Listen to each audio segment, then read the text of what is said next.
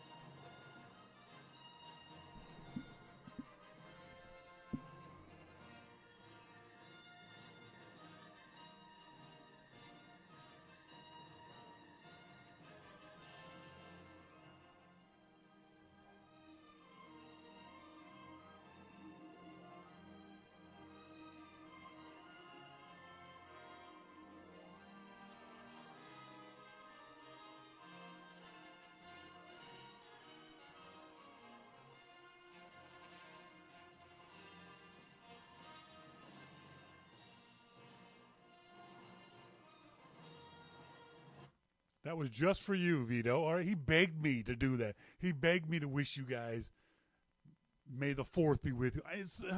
I'm not a nerd. I'm not a Star Wars nerd, Star Trek nerd. I like them. I watch them. I enjoy them. But the whole May the 4th thing just, oh, God. The only thing that's important to me about May the 4th is it's Lesh's birthday. Our good friend Leslie Hollis up there in Rhode Island, or over there in Rhode Island, it's her birthday today. So happy birthday to Lesh. She's not here yet. Hopefully she'll... Oh, there's more. Hang on. I didn't realize that there was more to that. Oh, okay. Sorry. It's the Star Wars intro creator. If you're interested in doing one for yourself, you can put whatever text you want. I'll put it in the IRC chat room. Vito Mori is a prince named George. Exactly. That's right. There we go. So there you go, folks, if you want to create your own Star Wars intro. On tonight's show, we're going to talk to our good friend Jim Dalrymple of The Loop at Loop Insight. Oh, by the way, this is show number 1090, May 4th, 2016. I'm your host, Shawn King. On tonight's show, we'll talk to our friend Jim Dalrymple of The Loop at loopinsight.com. We're going to talk about Apple Music. Apparently, there's a rumor, and it's surprising. I'm going to ask him about this. That Jim is actually reporting on rumors on The Loop. He's actually got an article about Apple Music. We'll talk about that on the show. We're also going to talk in our Starting Point Photography segment about planning for a photography trip. I always tell folks in my classes that you've got to get better at being a photographer. You have to practice being a photographer. You also have to focus on being a photographer. So when you're going on a trip, you're going to... If you're planning on being a photographer, you've got to focus on that thing, and there's things you do ahead of time. So we'll talk about that in the Starting Point Photography segment. But what we're going to do is change things up. Jim can't be on his usual segment at 5:45 p.m. Pacific time, so he's going to be a half hour ahead of that, 6:15. So if you're used to hearing Jim in about 15 minutes, you won't this time around. We're going to push him forward about half an hour. So we'll do the show back to front to back, one of the two. This weekend is May 8th is Mother's Day. And hopefully those of you who both A, have your mother still around, and B, have a good relationship with your mother. Not true in either count for me. Will have a good... I always hated when I was a kid, Mother's Day, because my birthday is May 7th. So, when you're a kid, you often got money for your birthday. And I was always guilted, into spending my birthday money on getting Mom a Mother's Day present. It always ticked me off. So, you're a kid, you get 20, 30, 40, 50 bucks for your birthday. And rather than spending it on me, my mom always expected me to spend it on her. It's like, but my brothers don't have to spend money. Well, you have money, they don't. But I got... So, but hopefully it'll be a good Mother's Day for all you mothers out there. Are you doing anything special for Mother's Day? Either for your mom or as a mom? What do moms want on Mother's Day? Do you want to just be left alone? I guess it's different for everybody. Do you want your family to make a fuss? Breakfast in bed and that kind of stuff? I know as kids we used to clean the house for Mom. Vacuum and all that kind of stuff. Like one time a year. We were little shits. And I remember my stepdad, who was British, always made dinner for Mom. I think we, as kids, we made breakfast, but for as kids, our breakfast was, toast and cereal and coffee. That's what we bring Mom in bed, maybe an orange juice. But my dad, Mike, always made dinner. He was an okay cook. My mom was a great cook, so she didn't need him to make dinner any other time. But he always made usually a traditional English dinner, which meant everything was fried. It was delicious, but it was all fried for Mother's Day. But did you want to go to dinner, Mom? Do you want to just be left alone? Do you want to go to a spa day? That's always a great thing for you. If you're looking for stuff to do for your mom, and moms are easy to do stuff for. There's never an excuse to not do something for your mom on Mother's Day. It's easy. You take her to dinner. You buy her flowers. Moms are so easy to make happy. Any little thing you do is going to make your mom happy. So do something. Call your mom or, whatever it is. Mosquito says, taking my mom to dinner was all about not eating for an hour while she read the menu and kept everyone waiting. Scott Thrift says, I'm giving flowers to my wonderful neighbors who look after me when I'm sick. That's the other thing, too. If you don't have a mom or you don't have a good relationship with your mom, do something for someone else's mom. For your best friend's mom or a mom at work or whatever, a random mom. If you're in Starbucks and you see a mom getting coffee, buy mom a coffee. Little things. Little stuff like that. Before we go much further, I've got to send a big thinking of you, a couple of big thinking of yous out to our fellow Canadians in Fort McMurray, Alberta. There is a massive, massive wildfire out of control in Fort McMurray. It's a little to the north of Edmonton for those who aren't geographically challenged. 60,000 people have had to be evacuated out of the city. The whole city's empty because of these incredible forest fires. For Wayne says 10,000 hectares, last I heard. For our fellow Canadians, Sly posted up on Facebook how to donate to the Red Cross if you'd like to. You can certainly do that at any of your local Red Cross branches or redcross.org, Red Cross Canada, if you'd so like to choose to donate to help those folks. And it's not going to get any better. Apparently the weather is getting worse in Fort McMurray. The wind is picking up and changing directions, and it's dangerous for firefighters when the wind does that, so they can't even be on the ground. So it's only aerial water bombing, which can't do a whole lot. So, the poor folks in Fort McMurray are. Scott Thrift says, it shows how well organized Canadian emergency services are. They could arrange an evac of that size. Yeah, maybe, but it didn't go smoothly. And the other thing is, there's only one road out of town. So it's not like, Fort McMurray is a fairly northern town, small town, 60,000 people. Wayne says, the one road was on fire. So it was kind of easy to get everyone out of town because it was like, you're all going that way. There wasn't too many options. So, but anyway, give a thought to our friends in Fort McMurray. And speaking of which, got the most awful news today. For those of you who don't know him, your life is not as full as it should be. A guy named Tom Negrino. I've been friends with Tom for 20 years, ever since I first started getting into the Macintosh community. Tom's been around for that long and more. Tom is a wonderful guy, smart, funny, fierce. I love his attitude, but he's had health problems his entire life. And it's only recently that they've gotten significantly worse. Well, Tom today said that this is the reason why it's gotten worse. He said, this post will upset many of you. I'm sorry about that. I've been ill for quite some time, but I haven't talked about it. Brace yourselves for the really bad news. I've got terminal cancer. It's bad, and I'm not going to survive it. Tom is dying. I can't express to you guys enough how awful that is. As much as I generally despise the sycophants in the Macintosh community and the ass-kissers and the brown-nosers and all the people, Tom Negrino was, and will continue to be one of the good ones. He and his lovely wife, Dory, are fantastic. They're both authors. I think Tom's got over 40 books. Dory's got almost that many. They've been speakers at all kinds of conventions and conferences, including Macworld Expo. They've both been writing for the Macintosh community for more than 20 years. Read that post when you get a chance. Tom is handling this with his typical grace, fierceness, intelligence, and amazing writing style. He explained what you can do for both him and anyone else who is in this situation. And I can't imagine how hard this is. Imagine knowing that you're going to die in the next 6 months.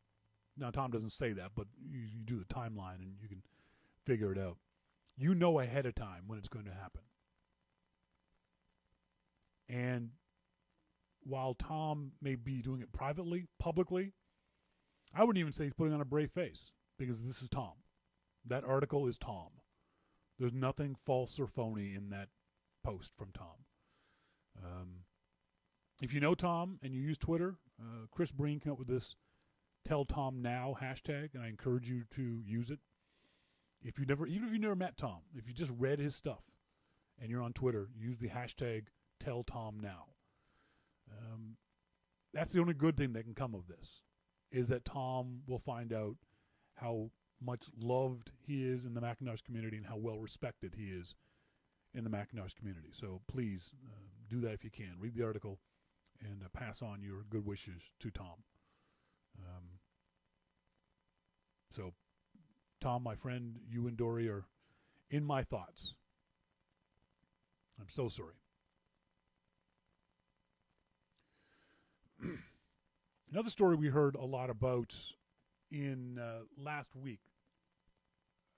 You may have heard that the Obamas are staying in Washington, D.C. for the next couple of years, rather than what presidents usually do, which is move back to their hometown. But the Obamas are staying because their youngest daughter, Sasha, they want her to complete high school in the school she's in now, rather than pulling her up from her friends. I think it's great. That's fantastic. Some people are saying, "Oh, you're gonna have two presidents." No, Obama is not that kind of guy. He's not going to be interfering in the next president's life or anything else like that. I'd be willing to bet that you won't hear from him for very, very much while they're living in D.C. Oh, and by the way, if you got a chance to watch that Washington Correspondents' Dinner, Obama was screamingly funny, incisive and nasty, and just you could just tell he was like, "This is my last one. You guys are going to get all the both barrels." And someone said, it's just speechwriters. Yes, it's just his speechwriters, but it's also his delivery. He's a very funny guy. He's been constrained by the office and by his natural tendency to not be aggressive and forceful like that. But he's a very funny guy. But the story that went around last week was that Malia, the oldest daughter, and by the way, those are two beautiful young ladies. I hope that they have appreciated and will continue to appreciate the advantages that they've gotten with this. As awful as it may have been to be under the thumb of the Secret Service for the last 8 years, they've grown into two remarkable young women. And Malia is now going to Harvard in a year's time. She's taking what's called a gap year. She's taking a year off to do whatever she wants to do. But there was a story about how people were upset by the fact that Malia was going to Harvard. And my first thought was, okay, wait, is she your child? Because if she's not, shut the hell up. You have no standing, zero, unless you were related to the Obamas, and in particular, unless you were mom and dad, to say one syllable for or against where Malia chooses to go to school. That's utterly mind-boggling to me that people could be so ignorant as to think that you could tell these people how to raise their child. I think they know. I think they got a good handle on it. And part of the complaint was, oh, she shouldn't be going to an Ivy League school. Why the hell not? If she can afford it, if her parents can afford it, and the school accepts her, why shouldn't she go to Harvard? It's one of, I'll say, the top 3 most respected universities in America. Harvard, Stanford, and Yale, I guess. And you can quibble with that, but it's up there. It's in the top 5 for education, for the future. What an amazing experience this young woman's going to have. And you're complaining about it? The thing that I like about this story is the fact that she's Scott Thrift's interesting. Says, anyone know why Americans retain their title once they leave the job? Just respect. We still call presidents even when they're ex-presidents. You'll see the media describe them as ex-President Clinton, ex-President Bush, but when you introduce yourself to them, they're still President Bush.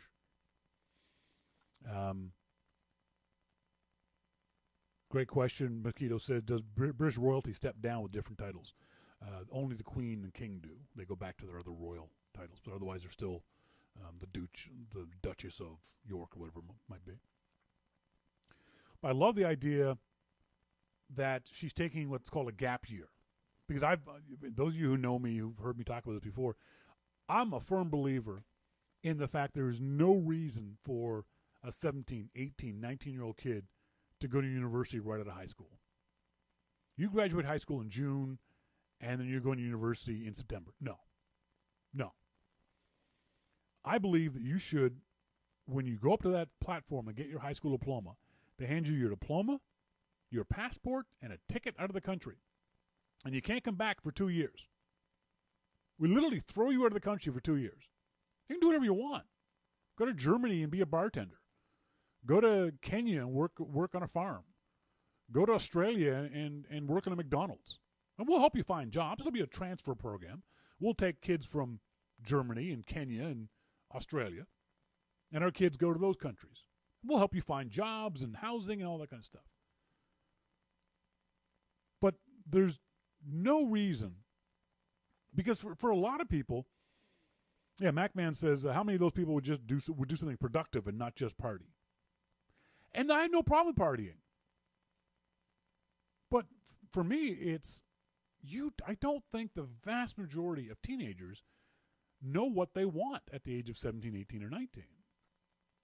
You're asking somebody to make decisions for the rest of their lives when they go to university that young.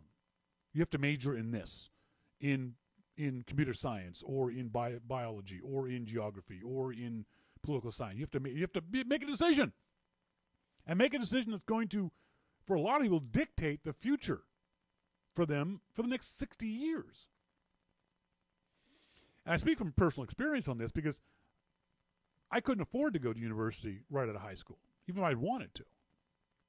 So I spent 4 years just not bumming around, but just doing stuff. And after 4 years, when I decided I really wanted to go to university, I knew what I wanted to do. And the person who I was at 24 was completely different from the person who I was when I was 18 or 19. Literally 180 degrees difference in my attitudes, my politics, and in everything about me.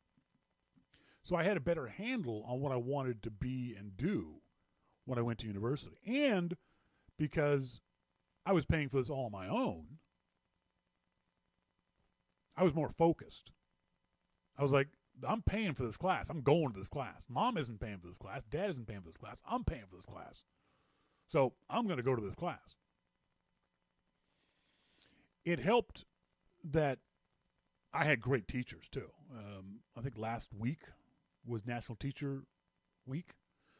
And my political philosophy class in college, a guy named John Dixon, was amazing. Him and Stan Perkins were my two favorite teachers.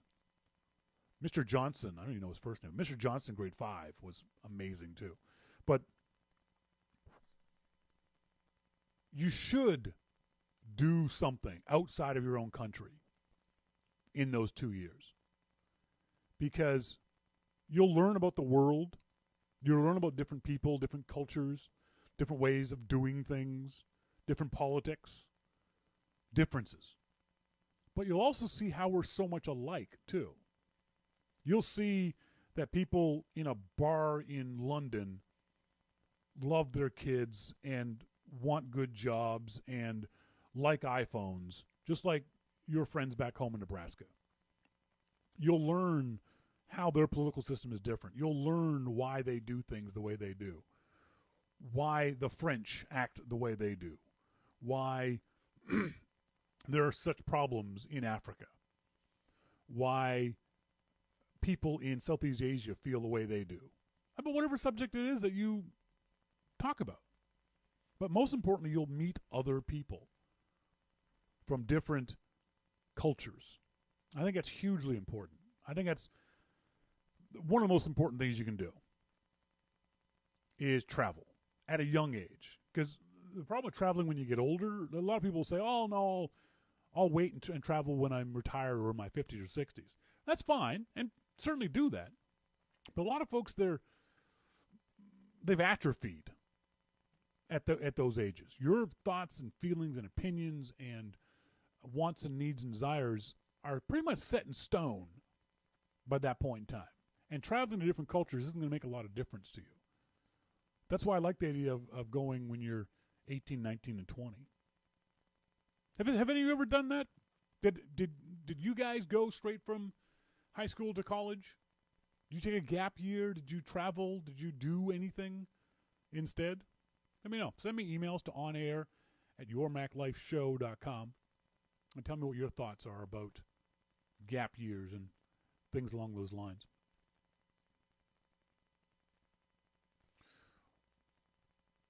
I saw this on Twitter a while back, and I haven't had a chance to get to it till today.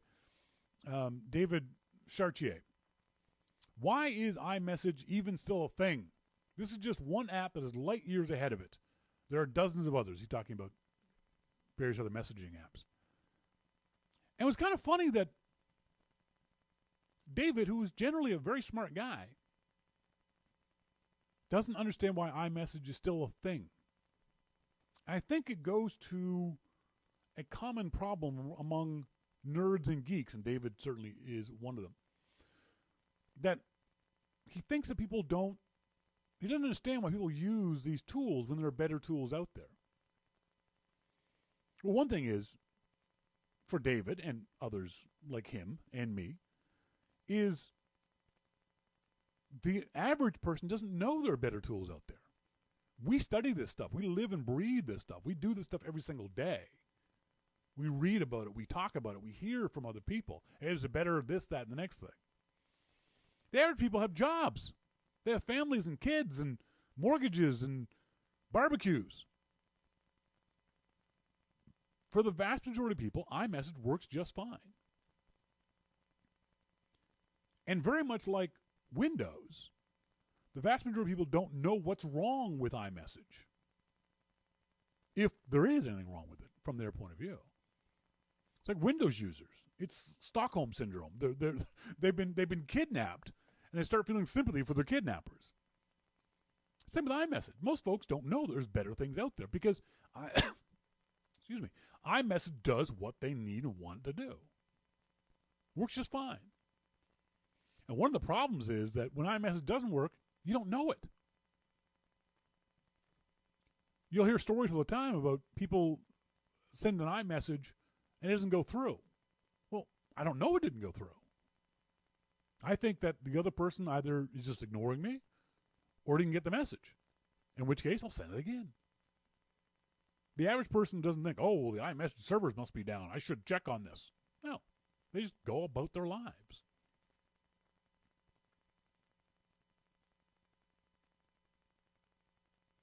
Scott Thrift says, iMessage is by far the best basic messaging app.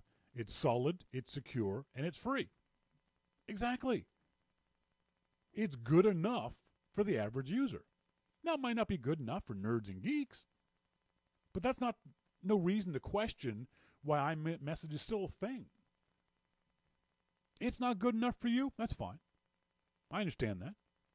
But open your mind a little bit and understand that it's good enough for the vast majority of average, everyday users. Nerds and geeks keep forgetting that they are not the majority. They're not even a significant minority. They may be the most vocal, but just because the nerds and geeks don't like something doesn't mean it's a bad thing. Everyone has different wants and needs and requirements of these messaging services. For me, iMessage works fine. I'm sending a message back and forth to my friends, one-to-one, on their iPhone and on my iPhone. Works fine. I don't have a problem with it. I don't need Slack. I don't need Telegram. I don't need any of those other kind of things. To send a one-to-one message to a friend.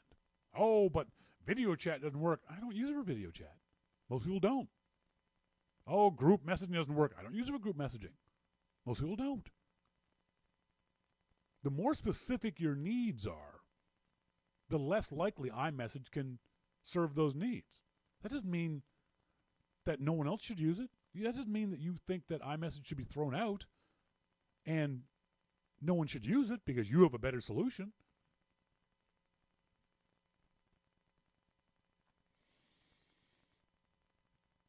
DJ McIntosh, most of my iOS using friends don't know why sometimes the bubbles are blue and sometimes they're green. I forget too.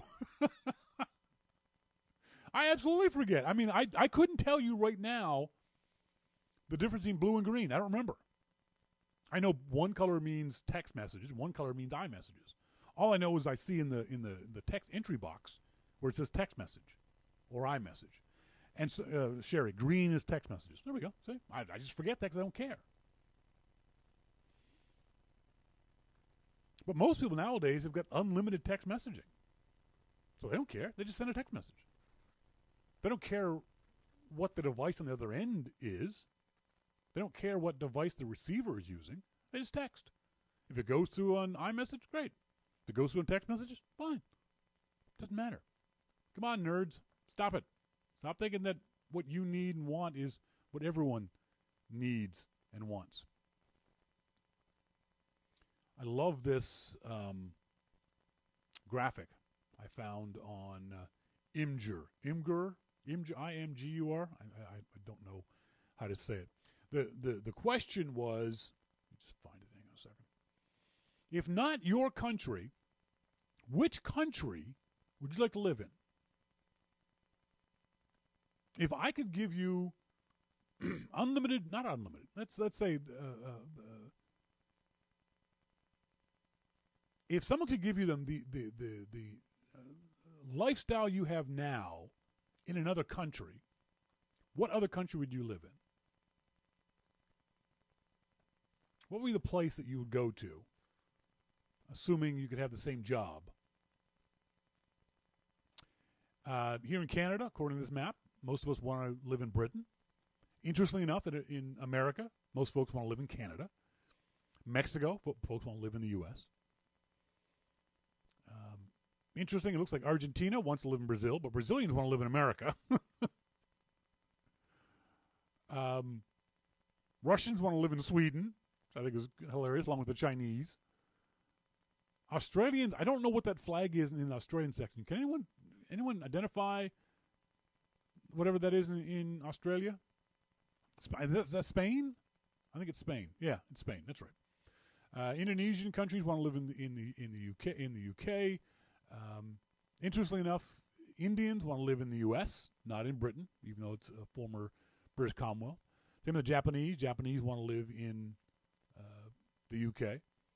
It's kind of a neat map. It's kind of an interesting idea. For me, it would be Italy. If I could live anywhere else in the world besides Canada. Oh, I'm sorry. Sherry says Canada wants to live in Australia, not the UK. You're right. You know what? That's the Australian flag. Because it's the Union Jack up. Isn't that interesting? See, I wouldn't. Or New Zealand. Yeah, good point, Sherry. But it's certainly one of those two. I don't know if that's accurate. I guess it would be. It's Scott Thrift, who's in Australia, Sherry says it's the Australian flag. Thanks, Scott. Britain made more sense than Australia for Canadians.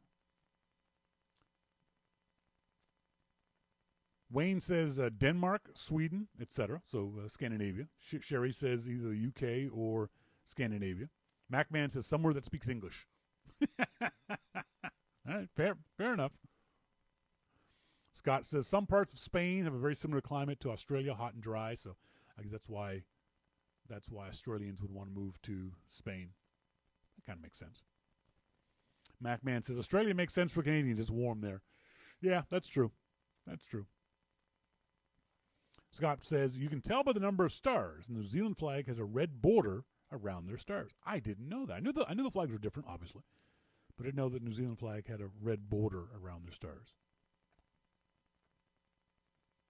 But yeah, which country would you live in if you could replicate your standard of living somewhere else? Folks say somewhere they speak English. Macman, what if it was any country where you would learn the language immediately? We gave you a pill, and you immediately learn the language. Would that change your mind, Macman? Would you live in a different country then if you could speak the language, the native language of the country? Where would you go if that were the case? If the language wasn't a barrier? If you could speak their native language?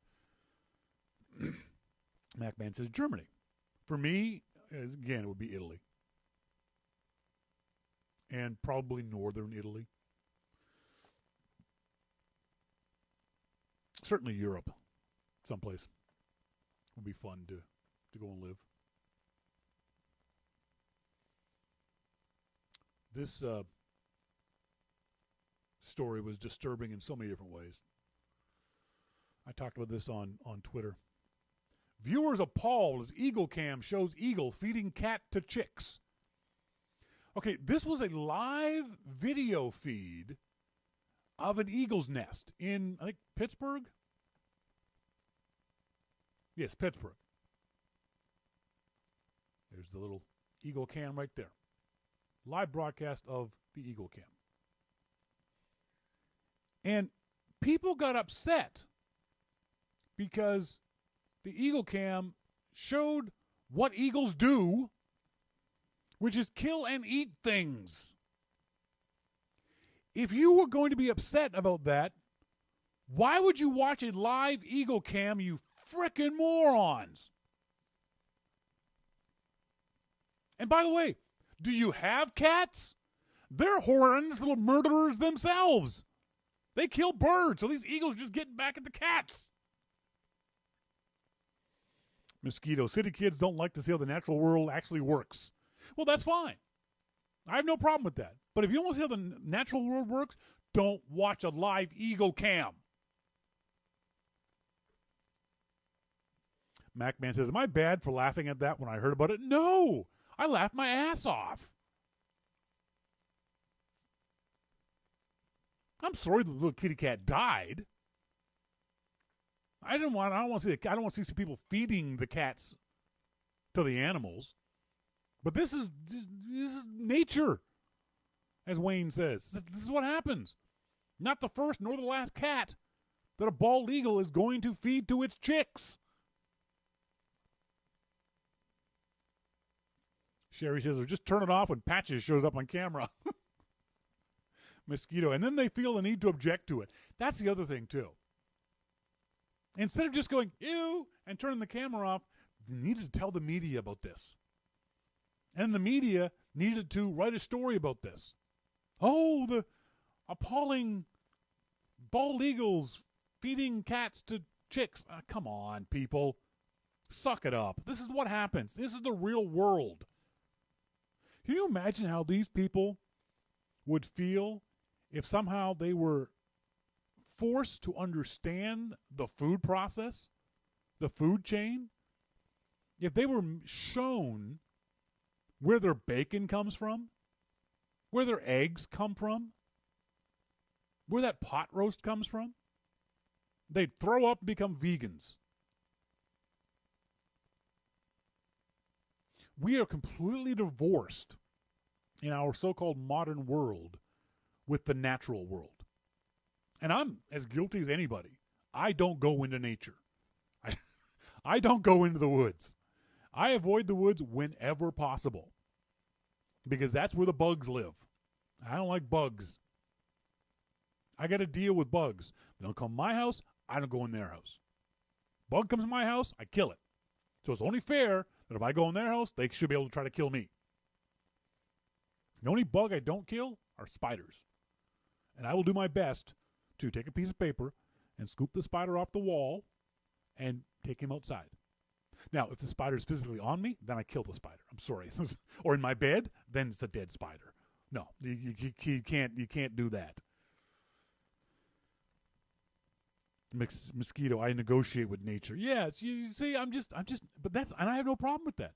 But I understand that nature is ugly. It's violent. It's at times disgusting. I remember going to see, and this will not surprise anybody, going to see March of the Penguins. You remember the doc, was 10 years ago? The documentary about the penguins in Antarctica. And going in the theater and seeing a bunch of parents there with kids, like 4-year-olds and 5-year-olds. I thought, oh my God, this is going to be a disaster. This is not Happy Feet. This is a documentary about penguins. Penguins are going to die. You're likely to see penguins get eaten by killer whales and elephant seals. Please take your children out of the theater. Please. Sure enough, penguins died. Sure enough, babies are crying. They're traumatized because mom and dad are frickin' morons. Hey, let's go see the penguins. No, go to the zoo. Okay? Don't go to a documentary. Take the kids to Happy Feet and move on.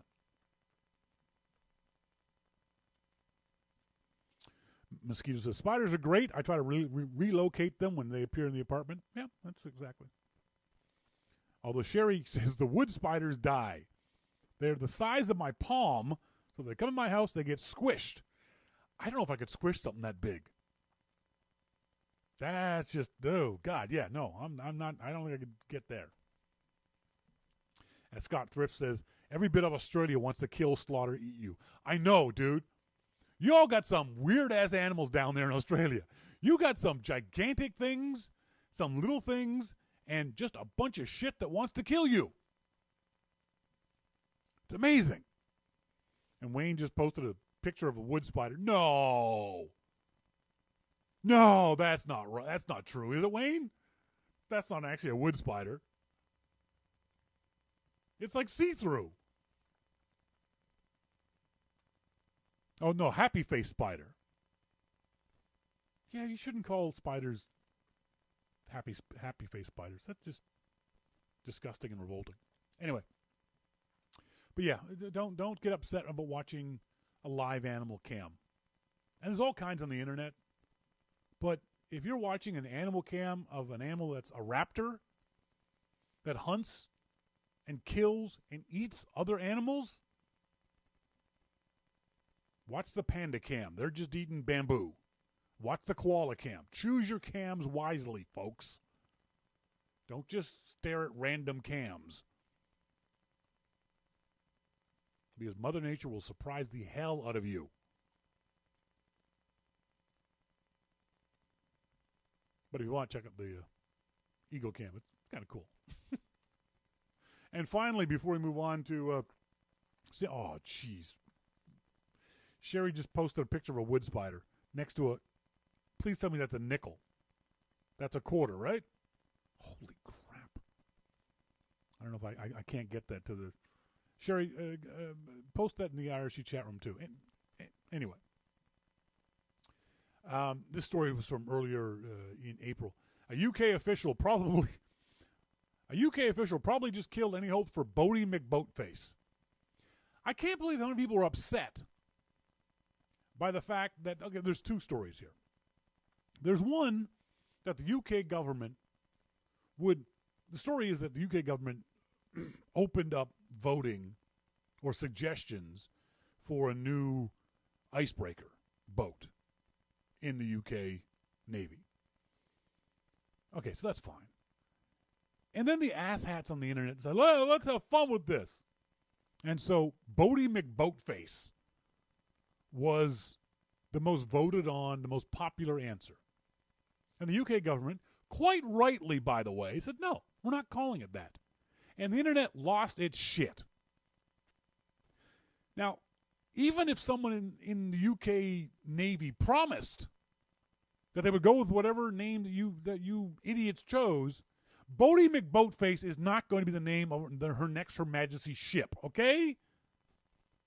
Don't be upset by this stuff. If it's a joke, don't be upset when someone else doesn't get the joke. Bodie McBoatface. Mosquito says, how great would it be to hear maritime radio chatter between the crew of that ship and its land-based counterparts? That's one of the reasons why they don't call it Bodie McBoatface. But it's another example of the internet getting its knickers in a twist over stuff that they shouldn't.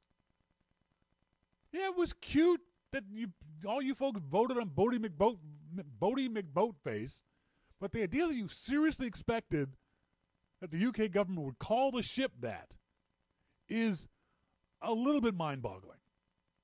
A little bit... iPhone 7 feature request. Put the good camera on the side of the phone, more likely to be pointed at my face. I shit you not. Someone actually tweeted this. Put the good camera on the side of the phone, more likely to be pointed at my face. How vain is this person?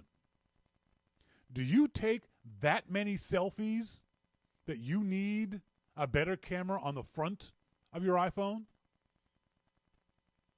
Are high-quality selfies that important to you that you need the good camera on that side of the iPhone? The vast majority of people use the quote-unquote good camera on the back of the iPhone. You know what they use the front of the iPhone for? The viewfinder, you moron. It's so they can frame the shot.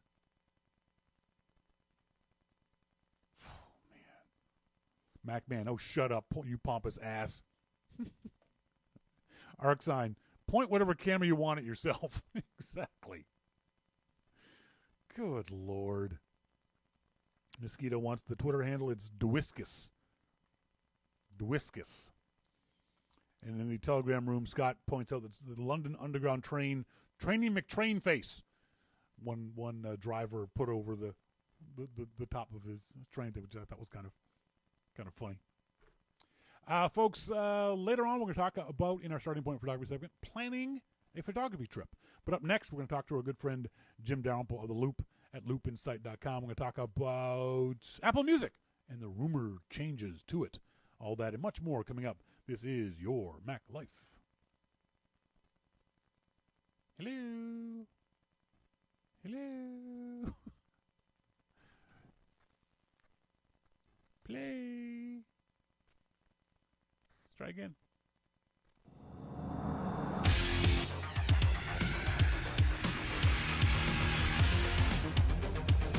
Your Mac Life.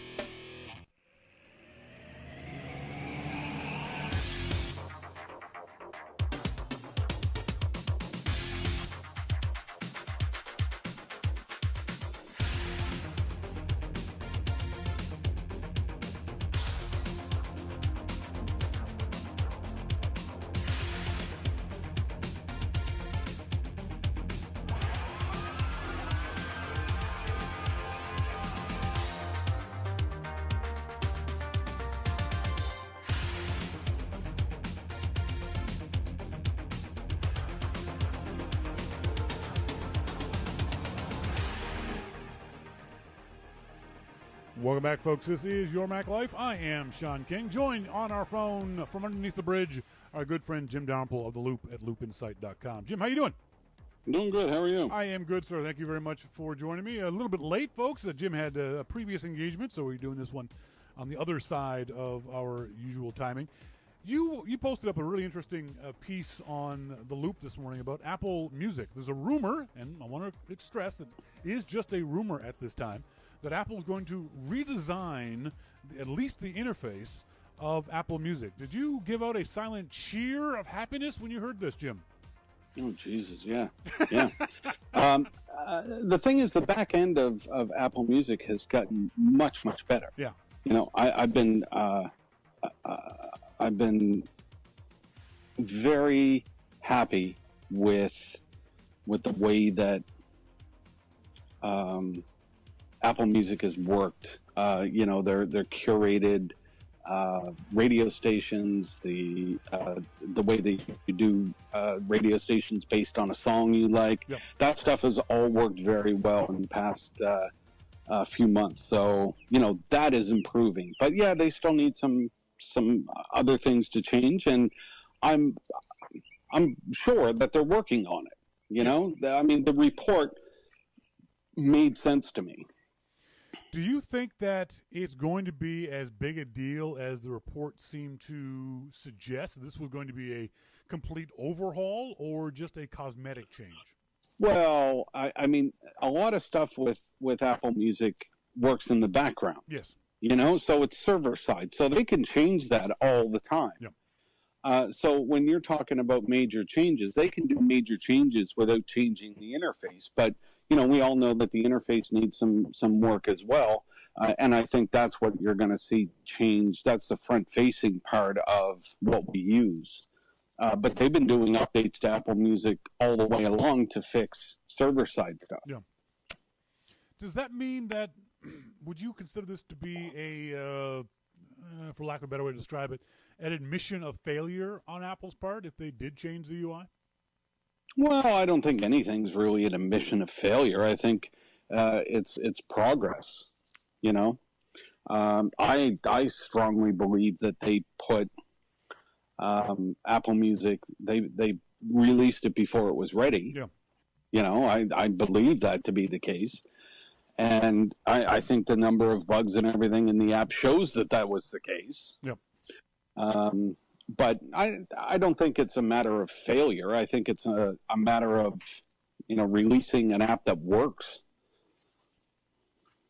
You say in the piece, folks, you can go to the Loop at loopinsight.com and get Jim's thoughts on Apple Music plea. One of them was, at least from the point of view of the actual announcement, leave the celebrities at home. I think Apple's not going to have celebrities come out this time. Apple Music was new last year. But that wasn't very impressive last year. For those folks who may not remember, Apple rolled out Jimmy Iovine and Drake to tell folks in the worst possible way about Apple Music. That's when I first thought, ooh, this Apple Music thing isn't going to go well. Because that was just, to me, an awful presentation. Possibly except for the CEO in 1996. Who was the CEO before Jobs? Gil Amelio. Except for that awful Gil Amelio keynote at Macworld Expo in 1996, that was the worst presentation I'd ever seen Apple give. Yeah. Well, I mean, I think that the proper scientific term was clusterfuck. I think you're right. That's a good point. You're right. Yeah. And I mean, my plea to them was to not worry about bringing Drake out again so he can stumble through some prearranged speech that he has to say. Yeah, Apple's great, man. Oh, yeah, I love Apple. Great, great. And, you know, wander around the stage and not know what he's doing. I mean, come on. This is a room full of very intelligent people. Yep. You know, these developers want to know, what can I do with this? What APIs are you releasing? Yep. You know, how is this going to help me build a business? They don't want to see Drake wandering around on stage not knowing where he is.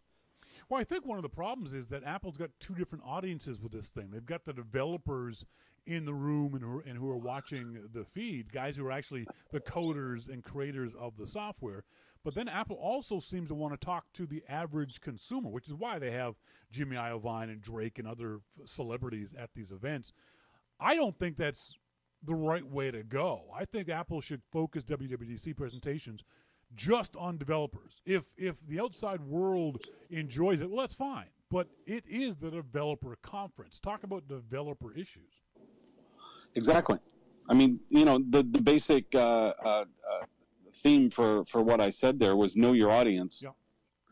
And do you think the people at home were impressed by Drake or Jimmy coming out? No, nobody was impressed with that.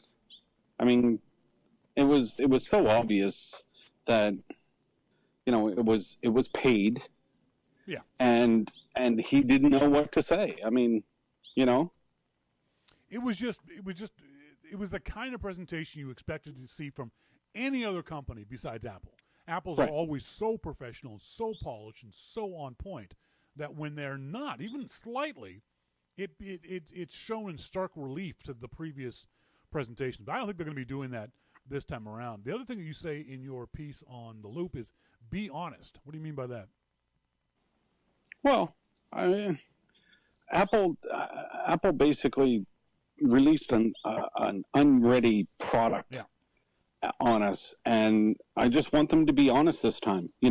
Don't come on stage and tell me this is finished and ready to go unless it actually is. If it's a beta, tell me it's a beta. Yeah. Because I believed you last time and you wore away some of the trust I had. Yep. I think that's the key too. I think that's the most important aspect I got out of your piece on The Loop is that Apple doesn't have unlimited trust from us. If you screw up, we'll let you screw up one time, maybe two times, depending on how bad it is. But especially, as you and I have talked over the past year, when you screw up my music, one of the most intensely personal things in my life, you can lose a lot of trust very, very quickly. I mean, I used Apple Music. It screwed up my music. I've never used it since. And I'm not going to use it either. I might use it after WWDC if Apple convinces me that they've unscrewed it. But I'll certainly be a lot more cautious using it going forward. Yeah, well, I'm weary of it now. Yeah. But I don't know. I mean, can they screw it up any more than what they did the first time? True. I don't know. That's a fair point too, isn't it? I mean, everything up until from then till now has been an improvement. Yeah. But this is the one thing that I really lack some trust on. Yeah. And, this is the one thing where I want Apple to be sure. Yeah. And that's all I'm saying. People are posting today about, well, we want to see these features and these features. Mine isn't feature level deep requests. Yeah. Mine is, I think that if you screw this up, the level of trust you lose will blow your mind. Yeah. And that's my plea to Apple is just do this right. I think one of my concerns too is that Apple, it feels sometimes like Apple is falling into the trap of the old Microsoft, where Microsoft would rush things out and fix it in version 3. Just get something out the door for version 1, and by the time version 3 came around, it was a usable product. We're not used to that with Apple. We don't see that with Apple. 99.9% of the time Apple releases something, it's pretty freaking rock solid.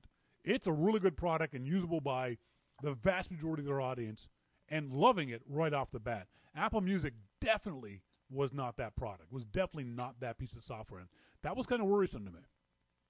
Well, yeah. Folks, you had a chance to read it. It's the Bloomberg story, Apple to revamp streaming music services after mixed reviews and departures. I think that's an interesting angle for this story for me, is the story of how many folks left Apple Music immediately afterwards, after the Beats acquisition, even before their pays had been vested in Apple. A lot of them had a contract where they had to stay for a year before they would get X number of dollars. A lot of folks left before that, which might signal why Apple Music wasn't as good as it could be. It's going to be interesting to see if this rumor becomes true in June at WWDC and how Apple is going to make changes to it. But like Jim says, they got one more shot with me. And then I would, if it's not significantly better, certainly from a UI point of view, I would never use it again. Well, I don't know. I'm hoping that they learned a lesson. Not only learned a lesson in the presentation of it, but learned a lesson in the implementation of it. Yeah. That's my hope. Yeah. I mean, I'm not going to say to Apple get rid of the. I mean, I would love for them to get rid of the Connect tab, because really, who the hell cares? It's only Apple that uses it anyway. But if you insist on using it, then you go right ahead and use it. It's got to be the most utterly worthless, useless thing that Apple puts out. Seriously, I don't know anyone who's ever talked about Connect. I've never seen a link to Connect. I've never heard a review of Connect. Nothing happens with Connect. Just drop the whole thing, Apple. Just stop coding for it. Now, there's a lot of folks who've also talked about iTunes, and I think part of the confusion is that we have an iTunes app and a music app and this, that, and the next thing. Does Apple need to revamp iTunes? People have been calling for years now for it to be split apart. Do they need to make it better? Do you think that the iTunes thing will go hand in hand with the Apple Music revision? What are your thoughts on that? Well, I mean, according to rumors that we saw today, there's going to be a small update to iTunes, but I understand why Apple doesn't want to mess with iTunes too much, because it generates a ton of revenue, like billions of dollars. Sure. Yeah. So I get it. I know why you don't want to do it, but you got problems there. Yeah. Apple doesn't have problems when it comes to Time's most influential gadgets of all time. Now, I think I had a problem with Time saying two things: of all time and gadgets. It depends on how you define a gadget. Number one, congratulations to everyone at Apple. Number one gadget of all time, according to Time magazine, was the iPhone. Would you agree with that? Well, it's pretty significant, isn't it? I mean, but I guess it's all in how you define it. I mean, in 20 or 30 years ago, maybe the television. Is the television a gadget? I don't know. Maybe people would have said so at that time. But was that more significant than the iPhone? I don't know. See, I don't think of the iPhone as a gadget. I guess it depends on what you define as gadget. I think Time is defining gadgets as electronic type things, which is why a lot of folks said, "What about the wheel?" Well, the wheel is no frickin' gadget. Okay. What about the lever? Lever's not a gadget. I think they're talking about those kind of technological devices. But the iPhone, to me, is much more important than just a mere gadget. You understand what I'm saying? Yeah. I think it's various other Apple products, including laptops, were included in this list. And I don't think of a laptop as a gadget. So I guess I'm kind of confused by why they think it was, why they think those particular items were destined to be on a list of the 50 most influential. Neil Seibert has an interesting tweet. He said, number 1 was the iPhone. Number 3 was the Macintosh. Number 9, the iPod. So top 9, Apple had 3. 25 was the iPad, and 38 was the iBook. Now, he says the iPod should be higher than number 9. Would you agree with that? The iPod was pretty significant. And I would definitely call the iPod a gadget, more so than the Macintosh or the iPhone. I think it was certainly more significant than a lot of the other devices. It deserves its place in the top 10, that's for sure. Well, yeah, I agree. But the iPod was a significant thing. Maybe it's just a more significant thing for us, because we're in there and we saw it all, and I don't know. Did you take any look at the list and see what other things were listed? No, I did not. Kind of funny because I had the same types of issues that you did. So, that's right. I find those things to be very subjective. Oh, absolutely. Any kind of list is subjective. I mean, they have the Sony Trinitron TV as the number 2 gadget of all time. And again, I don't think a TV is a gadget. It's an interesting list to see how many of those things you had. We all had Sony Walkmans, number 4. I see, now there's the difference for me. I have no problem seeing the Walkman as a gadget. I would have put the Walkman over the Trinitron myself. I absolutely agree. I think the Walkman would come in the top 3 because the Walkman, a lot of folks, especially our younger audience, may not understand how important the Walkman was, how it allowed you to bring your music with you everywhere, and for me, more importantly, not force everyone else to listen to it. Yeah, one CD at a time. Well, no, or one cassette. One cassette at a time. Cassette at a time. Yes. I mean, I remember walking around with my pockets full of cassettes. That's right. And how many of them did you melt in the summertime because you put your backpack down somewhere and the sun melted your cassettes? Yeah, I don't want to talk about that. I know, because I'm sadly old enough and getting older to remember the days of the boombox, of going down to the basketball court, and there was this gigantic metal thing that took up 12D batteries. Yeah, and you're blasting your music all over the neighborhood, and it was until an hour later when all the batteries died. That's right. Yeah, go ahead. That's the point where you didn't need gas money from your friends; you needed battery money, because those suckers were expensive too. We would literally take up a collection on the basketball court to buy batteries for the thing. Yep. And it was great until someone put on music you didn't like. And then you were stuck listening to his crappy music. Well, with the Walkman, music was beamed directly into your brain. Absolutely. It was the most amazing thing ever. And we all had to learn not to yell at each other too. I'm listening to my music now. It's like, dude, I can hear you. So I think the Walkman is a pretty huge. It's an interesting list, folks. If you get a chance to go through it, Time Magazine has the Brownie camera in the top 10. It's got oddly enough the Magic Wand personal massager as number 10, but that just made me laugh out loud. I you know what? I can picture it in my head. I don't want to go look. Yeah, you probably don't want to go to number 10. No, I'm not going. I'm not going. I don't care. CBS Market Watch opinion: Apple should buy Tesla and make Elon Musk CEO. Oh, for Christ's sake. Literally the stupidest thing I read all day today. Literally. And I read some stupid shit today. Yeah, see, you guys just to read stupid shit on purpose. I stumble on them once in a while, and it annoys me. Exactly. But you do it on purpose. You stop reading, and I have to go, seriously? I read the whole goddamn thing. It's amazing. Yeah, I just stop. I would have stopped after the first line, I guarantee it. It always amazes me that people get this really weird tunnel vision. I mean, Apple made $50 billion in revenue in the last 3 months. They made $10 billion in profit in the last 3 months. And they're doomed. And Tim Cook should be fired. And Elon Musk, who's made 40,000 of one thing in his entire career, should be CEO of Apple. Why do you want to punish Tim Cook for having a bad quarter, but only a bad quarter in comparison to himself? Right.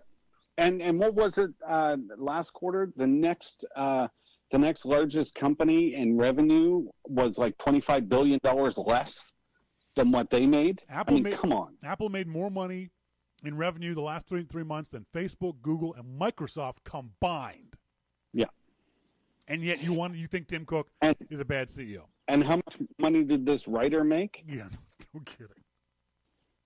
Come on. But it's just, the other part of it, too, is I think there's this lack of historical thought, knowledge of these folks. Because, again, we are old enough to remember when Apple was losing $1 billion a quarter. Well, I remember when Apple reported not quite $1 million in profit in one quarter. Yeah. And it was like, everything was just full of glee. Exactly. That's right. I mean, it was crazy. that's when we were talking in different terms. Yep. Then, we were talking about $1 million, and it's just awful. Yep. It's awful to think that. And I said before, it's not just Apple.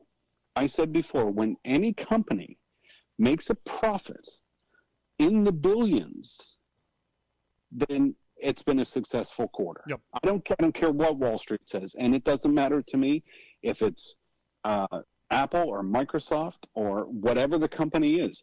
If they make billions in profit, then screw you, Wall Street. Yeah. You can go straight to hell. As Binky in the IRC chat room is saying, this is why Apple should buy back all its stock and go private. The last quarterly statement have all Apple staff just flipping off the analyst. There's no value anymore in being a public company. It's not worth the pain. Well, and Apple has never done things specifically for the stock market, sure. and good for them. But the stock market can always hurt them, like in this types of quarter.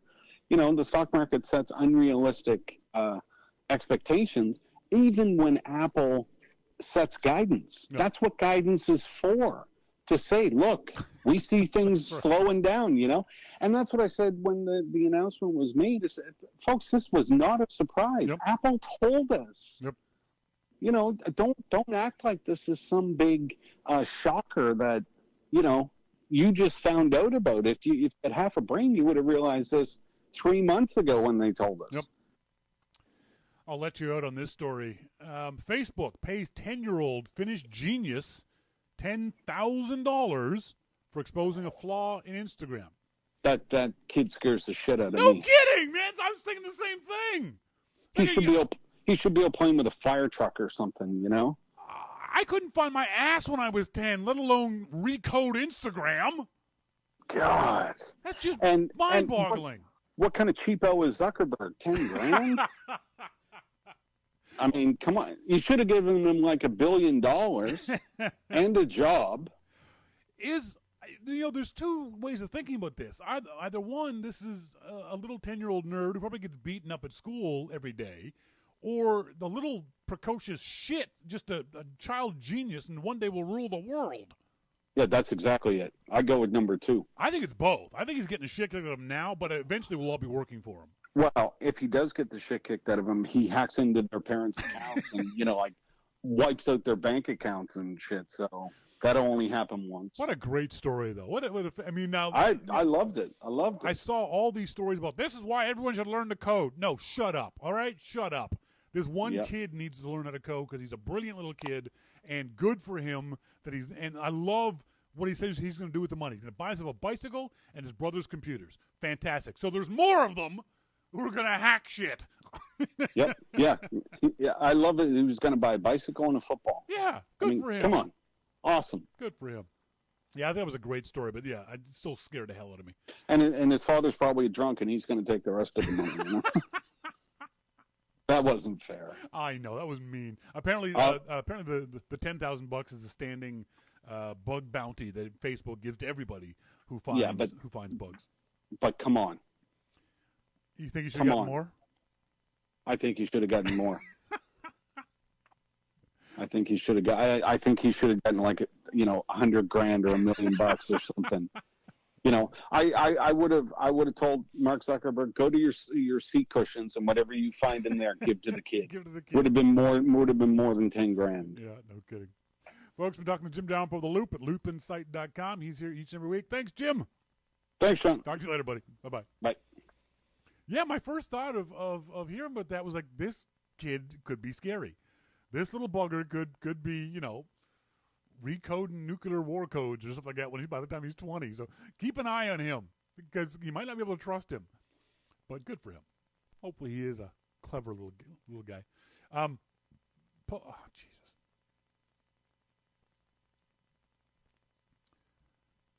This is why we hate pop-up ads.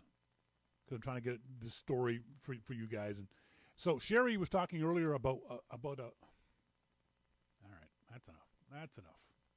You're done. Go away. Sherry was talking earlier about a thing called a wood spider. Well, here is a wood spider, and that's a quarter. Binky, avert your eyes.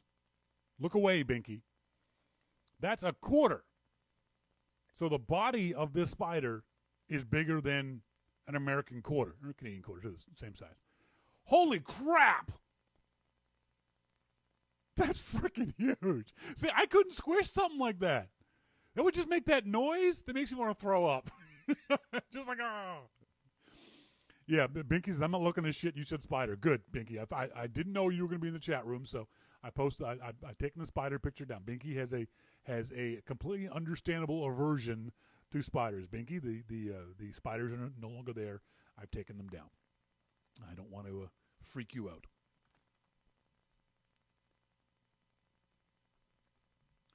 In our starting point photography segment, for those of you who know, who pay attention, who reminded me about it, Saturday is my birthday. By the way, again, a big happy birthday to our good friend Leslie Hollis in Rhode Island. It's her birthday today. Happy birthday, Lesh. Want to say a big, sad happy birthday to my baby brother, Chucky. It's been 25 years since he's been gone, but I think about him every day. And especially on his birthday, which was May 1st. So happy birthday, Chucky. My birthday is this Saturday. And I wanted to, Binky says it's a phobia, not an aversion. Fine, a phobia about spiders. I was planning on going on this ride on my birthday with my ex, Kim. She's the ex, so that's not happening. But I thought, you know what? I'm going to do it anyway. There is this ride for motorcyclists here in the Lower Mainland called the Duffy Lake Loop. And what it is basically from where I am in Chilliwack out to Whistler and then up through the mountains to Duffy Lake and then back down again through the interior. And you can sort of see it on this map here. So here's the map of the route I'm going to be taking. Now, the funny thing is, you see this, it says 8 hours and 5 minutes on this route. If I just went straight from where I live here in Chilliwack to Kamloops, 2.5 hours. That proves I'm a real motorcyclist. So rather than doing a straight shot of 2.5 hours of riding, which I could do in one tank of gas without any problem, I'm taking the long way around. And even the long way around, I'm making it longer than usual by adding another that little dip in the routes here. I don't have to go down that way. I could go across to Kamloops. So it's going to be 8 hour on the bike. Because this is 8 hours of straight driving. Now, it's going to take me longer than that because I'm a motorcyclist and a photographer. So I'm going to stop about every hour just to get off the bike, every hour and a half to get off the bike and stretch my legs and get gas. But I'm also, because I'm a photographer, going to stop everywhere that's pretty. I'll be by myself, so I don't have to worry about someone else's needs or wants, or they have to go to the bathroom, or they need gas, or what they need lunch, whatever it is. It's my schedule. Macman says, the trip from A to B via C through Q. Exactly. It's exactly what I'm doing. So, because I've been on part of this route, I've been up here to the Whistler area, which is this Main Street part of the map here. So I live here, and it's about a 2.5 hour drive straight to the city of Vancouver up into Whistler. Now, the route from Chilliwack into Vancouver is just a straight stretch on our version of an interstate, Trans-Canada. That's going to be as fast as I can because I do this route all the time. That's boring. But once I get to this side of Vancouver, on the North Shore of Vancouver, and go up, this road is called the Sea to Sky Highway, and it is spectacularly beautiful. There are mountains on your right-hand side and the ocean on the left, and there are probably 10 different spots to stop and take some beautiful pictures. Then after I get to the other side of Whistler, that's when it becomes all new territory to me. Duffy Lake route is this road here is all nice and windy up into Cache Creek and then down Spence's Bridge over to Merritt and then up into Kamloops. This is all fun, twisty, windy roads through the mountains of the central interior of British Columbia. So because I know where I'm, watch out for serial killers, Pinky says. Well, that's not something I hadn't thought of. I've never gone on a long ride like this by myself. So someone pointed out to me, make sure that other people know your route and when you plan on getting places. Well, I don't have anyone to tell, so I'm telling you guys. If you follow me on Twitter, make sure you see me tweet on Saturday night from Kamloops, okay? I'll tweet along the way, and so you'll know that I'll be safe. If I'm not, call Sly. I'm kidding. So, because I know the area I'm going on, because I kind of know the terrain, I know what kind of camera gear I want to bring. If you don't, one of the things I always tell folks is go to Flickr and do a search for the thing or the place or the area you're going to be in. Because that'll give you kind of a sense of what other folks see in the area. So it'll give you an idea of what kind of pictures you're liable to be taking. Now for me, I know it's going to be outside. It's going to be landscape. It's going to be mountains and forests and water. So because I'm planning ahead, I know what kind of shots I'm liable to take. And if you know what kind of shots you're liable to take, then you can choose the right camera equipment, and in particular, the right lenses. There are 4 basic kinds of photography. There's portraits, landscape, action, and macro or flower photos. And they all can use different kinds of lenses. So, for example, when you want to do landscape shooting, which is what I'm liable to do, you get a wide-angle lens. And what this is a lens that has no zoom capability. It doesn't move in and out, but it's very wide. It can see far to the left and far to the right and far up and far down.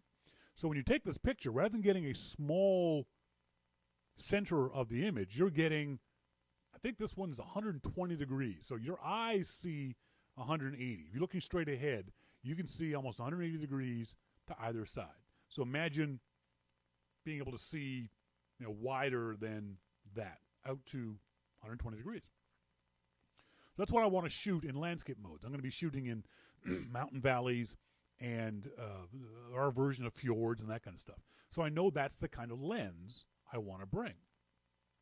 But I also know I'm going to be shooting in an area with wildlife that I'll be able to see from the road. As people are saying, worry about bears, and they're joking, but it's definitely in that area of the country a real concern. Maybe not bears so much, but certainly deer and elk in particular. There are signs along that route, watch for elk.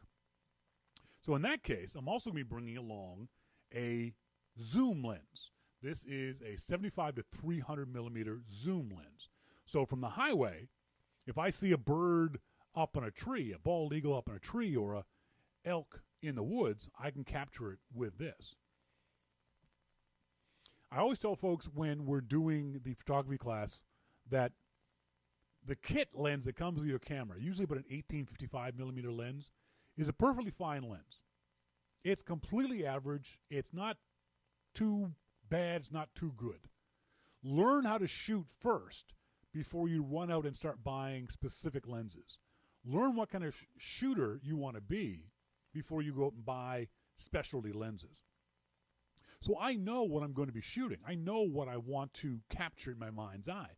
I can visualize the places I'm going to stop and the views I want to capture. And because I can visualize them, I then know what kind of lens I'm going to bring. I know I want to shoot some of the beautiful mountain vistas. There's at least 2 places where I've scouted it out in the past. There are these tunnels through the mountains. And the tunnel is in front of me, and off to the left of the tunnel is water and mountains. And I want to stop there and get a wide-angle shot of the tunnel and the mountains. I already know that ahead of time. I can close my eyes and picture that image. So I know what kind of lens will help me prepare for that. The other thing I'll do on Friday night is I will pack up my stuff, make sure I've got everything I need, my chargers, I will bring extra flashcards. I will reformat the flashcards that I already have. I will reset my camera. One of my worst photography mistakes was in New York City shooting at night, and then the next morning going on a boat to the Statue of Liberty, and all my Statue of Liberty shots were ruined because in my night shooting I had increased my ISO by a lot, and therefore my daytime shots of the Eiffel Tower were complete crap. So Friday night, I will sit on my couch and I'll go through my camera and make sure everything is set back to the conditions I'm liable to see. Sunny, outdoors, landscape shots. I'll make sure all my batteries are charged, and I'll bring extra batteries. I will make sure everything is packed securely on my motorcycle. Motorcycles aren't like cars. They've only got one set of shocks or two sets of shocks as opposed to a car. I don't want my cameras bouncing around on the saddlebag of my bike.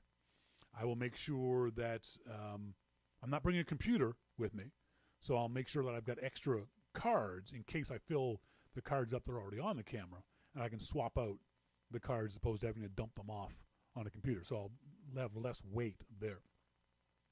It's going to be a fun trip. It's like I said, it's a road that motorcyclists around here rave about. Beautiful scenery, wonderful roads, pretty good condition.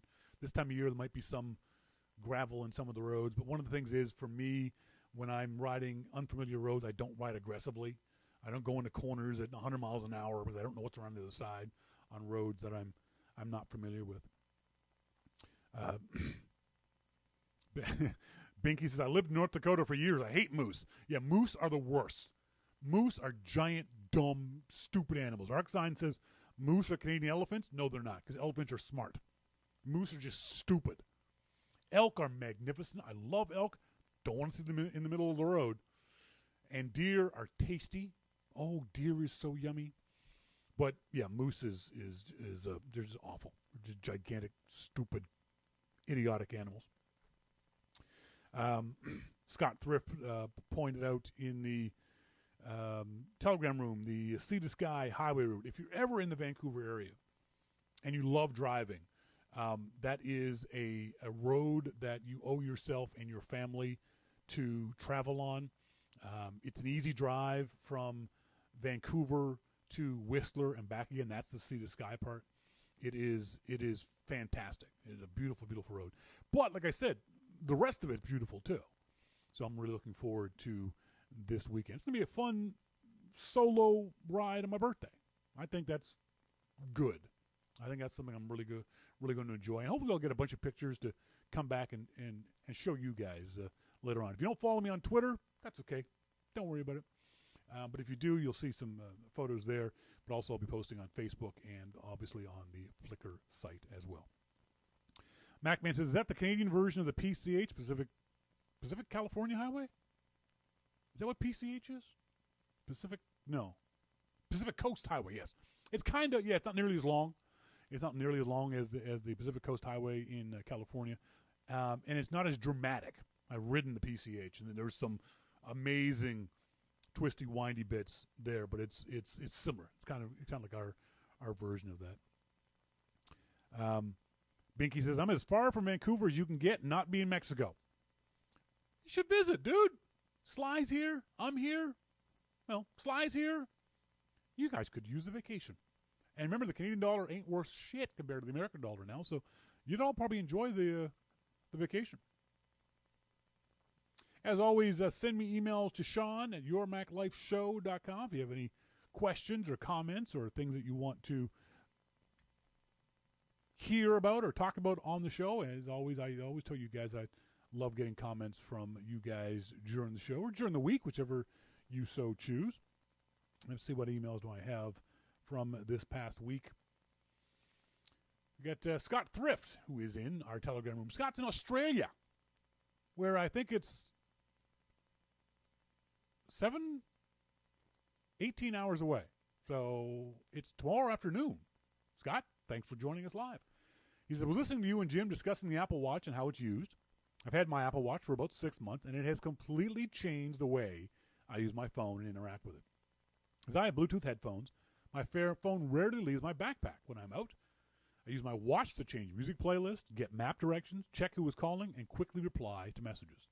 I have used it to check my bank balance and transfer funds between accounts. Hopefully, Apple Pay will become more widely available in Australia shortly, and this will even solve the need for that. The task it is most useful for? Checking public transport schedules. Sure, it can be a little slow at times, but it is something I have adjusted to, and as companies improve their apps for the watch with native running, this will have improved greatly. I do think the watch is expensive for what you get, but as with all Apple products, you do get a quality product, and has become a vital part of my day. Interesting, Scott. Thanks very much for sending in your thoughts and opinions on the Apple Watch. I completely understand the complaints from those who use the Apple Watch of speed and the apps. I get that. And I really wish I could find some sort of justification for it. I know it's a good device. I know it's a device that's going to get better, too. I firmly believe the next version of the Apple Watch, either through hardware or software, will get faster. And apps will come. Good apps will come. But frankly, I don't, for me personally, see the need for apps on the watch. I'm not going to play a game on my watch. I'm not going to read on my watch. The watch is designed, in my opinion, for glances, things that take you a couple of seconds. Find out who's calling. Find out who texted you. Find out directions. That fast stuff. And from what I understand, it's fantastic at those things. I just can't find a personal use case, especially considering how expensive the watch is here in Canada. The watch I want that I would buy is $1,000 in Canada. I'm not spending $1,000 for an Apple Watch. I can't justify it. I can't justify it from an exercise point of view, because I don't. I can't justify it for directions, because I can't use it on the motorcycle. I can't justify it for notifications, because I'm here. I'm in front of this computer. I don't need a watch giving me notifications. I've got my Macintosh in front of me. Certainly don't want notifications while I'm riding the motorcycle. So there's no use case I can find to justify the $1,000 cost of the Apple Watch. But that's not to say I think the Apple Watch is a bad thing. I'm not like these nerds who say, well, it's not for me, so it's not for anybody. I think it's a great device. I'd love to find a way to use it. I just can't justify the cost of it for myself. Binky says, I get a lot of use out of my watch. I'd like to better if more of the run trackers ran at all without the phone in range. But the built-in exercise tracker is great. Great. That's fine if you exercise. I don't. So the built-in exerciser just doesn't do a whole lot for me. Scott Thrift says the Apple Watch starts at $449 in Australia. Yeah, the watch I want, I don't care what it starts at. I don't want the starter watch. I want the stainless steel one that costs like $800. I'm not going to just get a basic Apple Watch for the sake of getting a basic Apple Watch. Go big or go home, baby. Folks, that's it for tonight's show. I want to say thank you, as always, to Jim Dalrymple of The Loop at loopinsight.com. Another special shout-out to my good friend George Canellis and Mark Denikin, both celebrating birthdays on Saturday. Hopefully both you guys are listening. George and Mark have a very happy birthday, my fellow May 7thers. And a little special shout-out to Binky. He hasn't been around for a while. So, Binky, it was good to see you in the IRC chat room, too. And again, my thoughts and prayers go to my good friend Tom Negrino. Tom's a fantastic person, and I hope in the coming months that he has left that his good days outweigh his bad days. And my heart goes out to his lovely wife, Dory, who's going to have to continue on without him. And I can't imagine how awful it's going to be for him. They've been together for, I think, 30 years now, and they've been wonderful. They're a wonderful couple of people. And Tom, I'm thinking about you, buddy. Folks, as always, until next week, I've been Shawn King, and you've been listening to Your Mac Life. See ya!